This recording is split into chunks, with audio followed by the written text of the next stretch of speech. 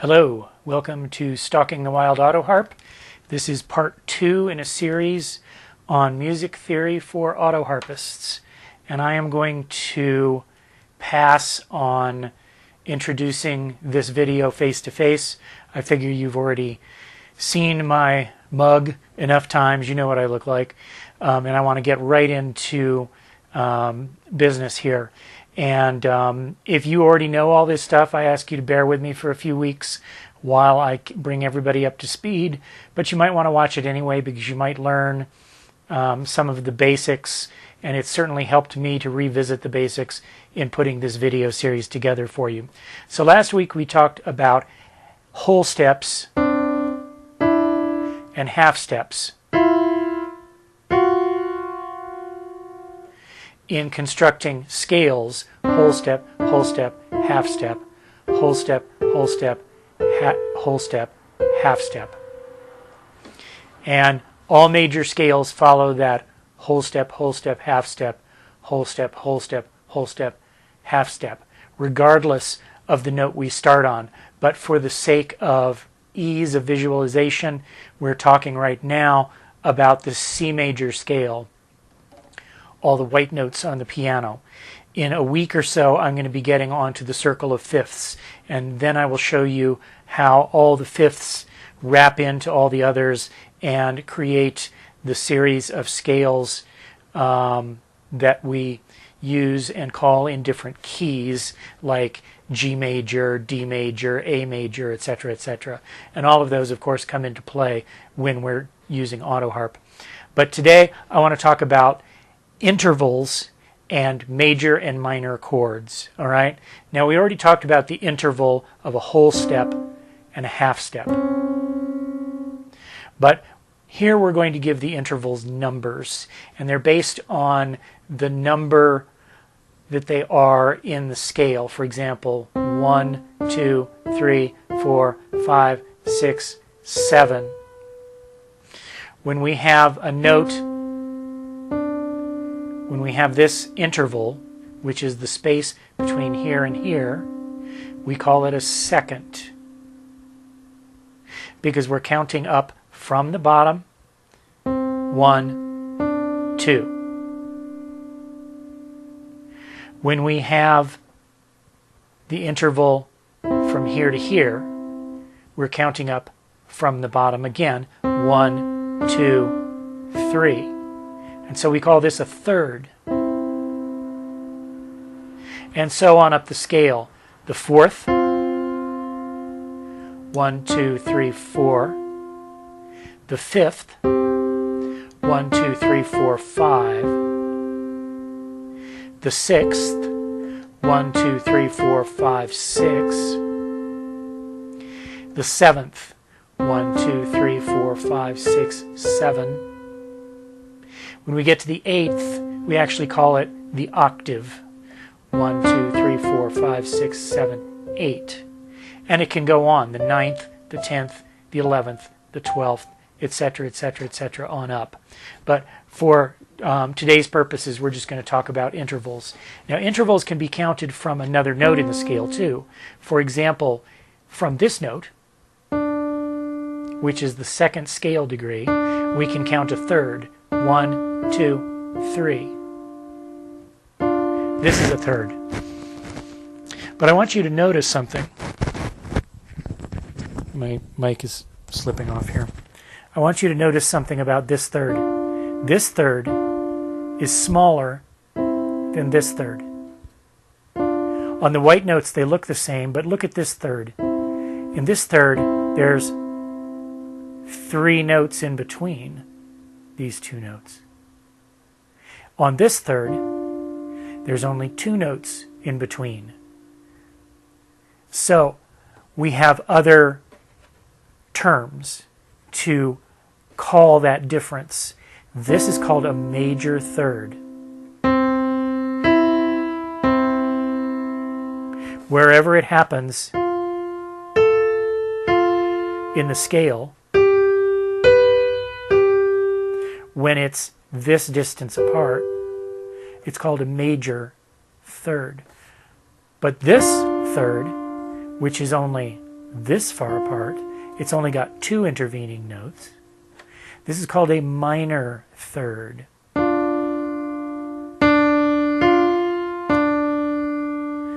Major third, minor third.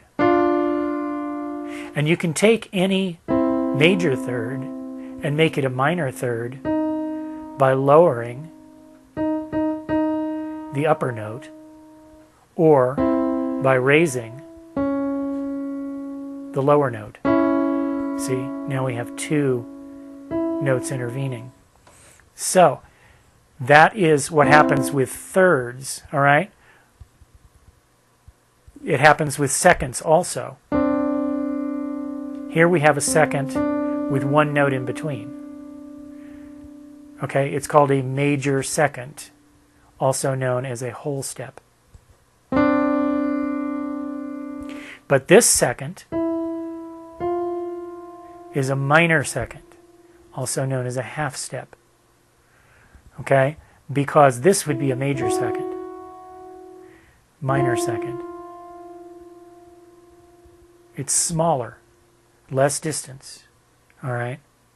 So we have seconds, thirds, fourths.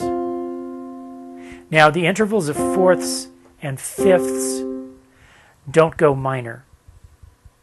For some reason, and it falls sort of outside the realm of our theory that we're talking about here, fourths and fifths and octaves are not called major or minor.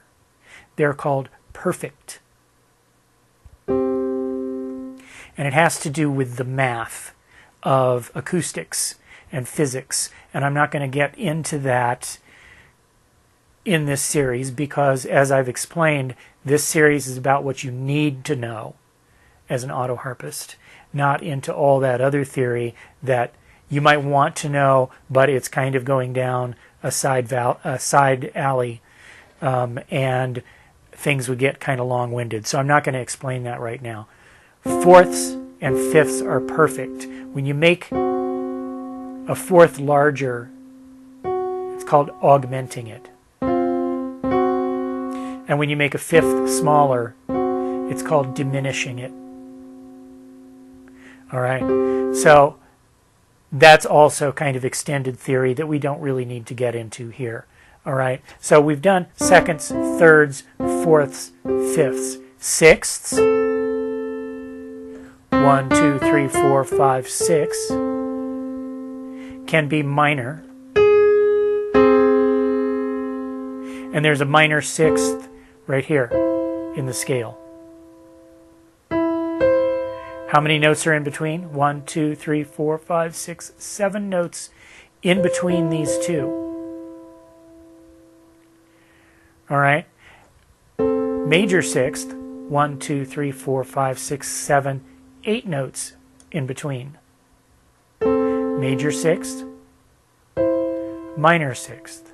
If I took this major sixth, lowered this note, then we'd have 1, 2, 3, 4, 5, 6, 7 in between, and it would be a minor sixth.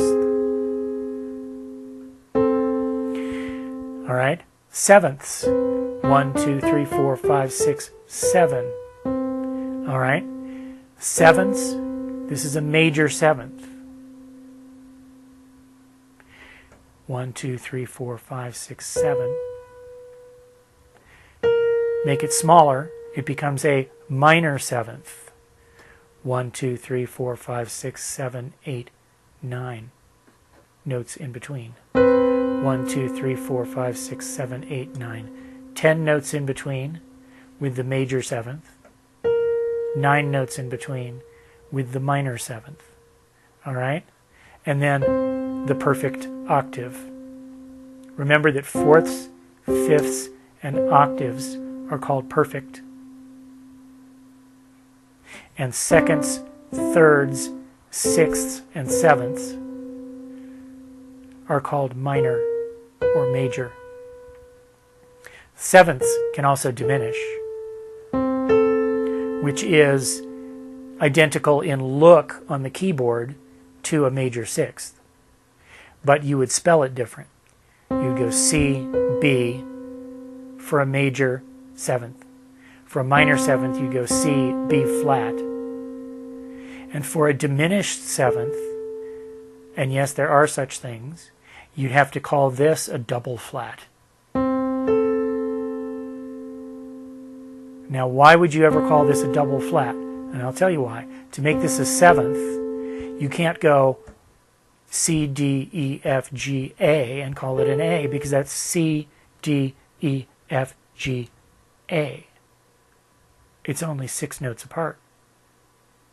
In order for it to be a seventh, you've got to have it be 7 notes apart. In other words, C, D, E, F, G, A, B.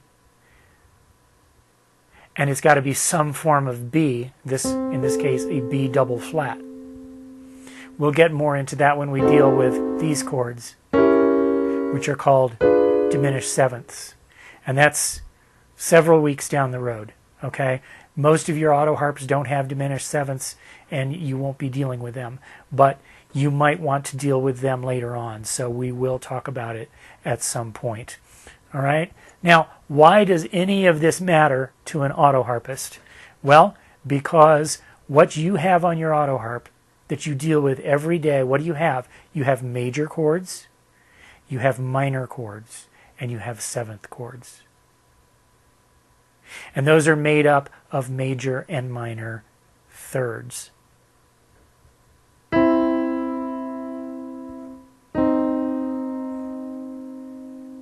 So let's talk about a major chord now. A chord has 3 notes in it, because 2 notes are only called an interval.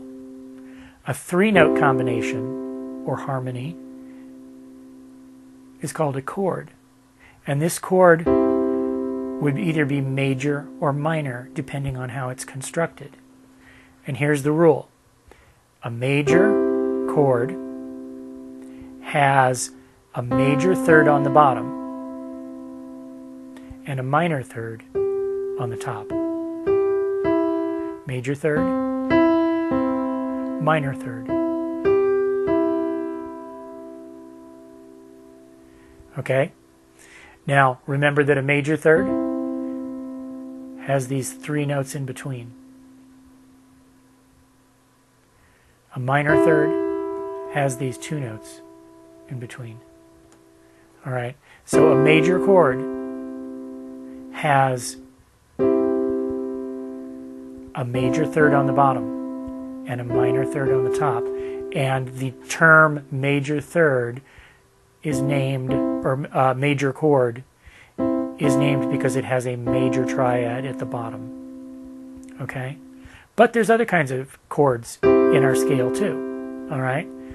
Here's a chord. This one is the D minor chord, and it is the opposite of a major chord. Okay? A minor chord has a minor third on the bottom. See, 2 notes in between. And it's got a major third on the top. So a minor triad, or chord, is so named because of the chord on the bottom, which is a minor interval. Sorry, the interval at the bottom. It's a minor interval, therefore it's a minor chord. So we had a major chord here. Here we have a minor. All right, so the next one up, and remember these are all derived from our C major scale. I'm not getting into any of the black notes yet. This one. Using our formula, if this is a major, because it's got a major on the bottom, and this is a minor, because it's got a minor on the bottom. What about this one? This one is the third of the scale. Well, let's look at the quality of the third at the bottom. Is it major or minor? It's minor, because it's got the 2 in between. And a major on the top. See, 3 in between. So we've gone major, minor, minor. Now we come to this one. This one is built on the 4th scale degree.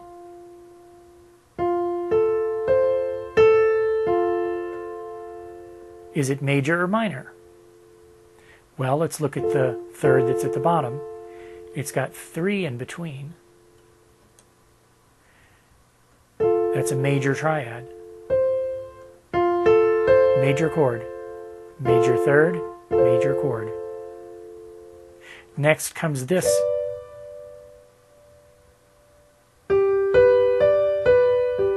What kind of 3rd is at the bottom?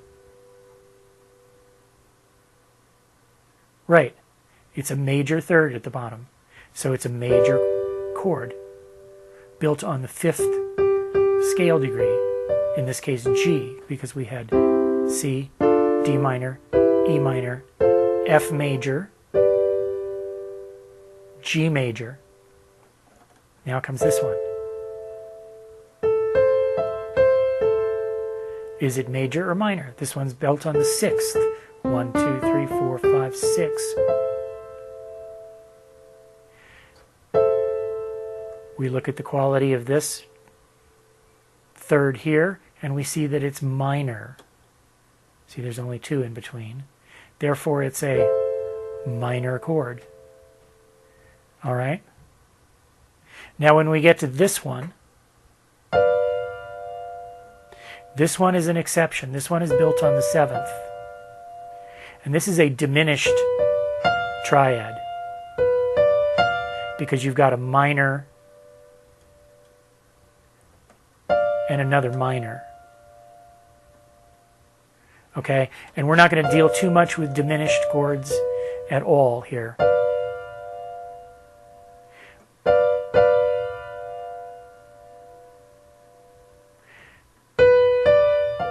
Diminished triad, and then we get back to this. So in a major scale, the chords will always be major on the 1, major on the 4, and major on the 5.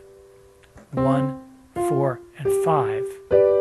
Now, are you beginning to see how this applies to your Autoharp? Your chords that you usually put your fingers on the Autoharp, are usually the 1, the 4, and the 5 chord. All right? Sometimes the 5-7. And we'll talk about sevenths in another video. Okay? Those are these 3 chords. Notice that between this chord and this chord and this chord, we have all the notes that are in the scale. Between the 1 chord, the 4 chord, and the 5 chord, we have all the notes that are in the scale. What about this one? Well, that's up here in the 5 chord. So you can bring that down into the same octave, and you've got all the notes covered. And that's why knowing your chords is so important. And knowing what notes are in a given chord. Because when you get into playing melody, which works up and down this scale,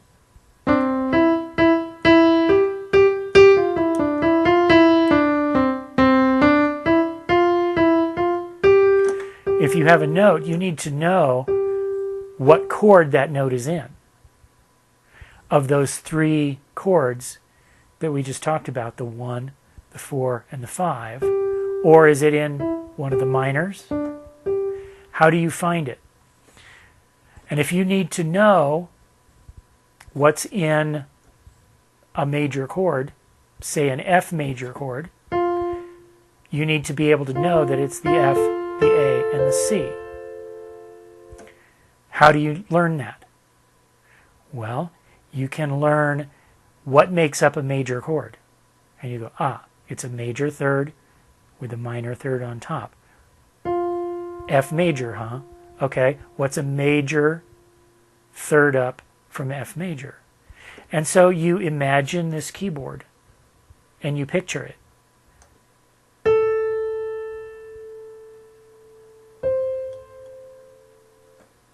And you go F, A, C.